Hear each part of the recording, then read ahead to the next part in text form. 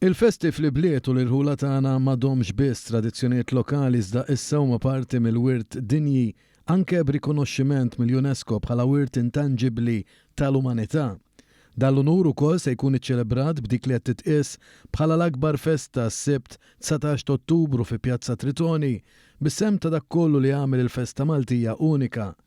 Bitħejja għal dan tnedew żewġ inizjattivi bl-iskop li jaqdu lill-familji u t-tfal mal-kultura Maltija.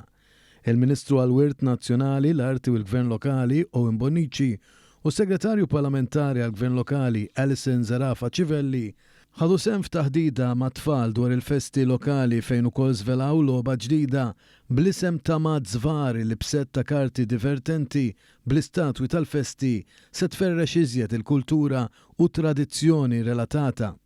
Il-logħba se tagħti l-opportunità lil kulħadd, tfal u anke kbar, jiskopru aktar dwar dan il-patrimonju kulturali tagħna.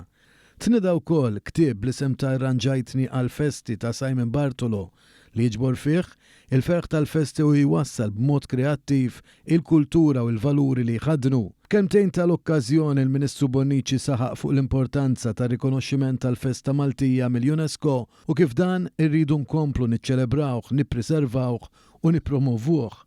Il-Segretarju Parlamentari Zarafa Civelli qalet kemm huwa importanti li tfal ikunu involuti fil-festi Maltin biex ikunu huma li jkomplu iwasslu l-kultura tagħna minn ġenerazzjoni għall-oħra.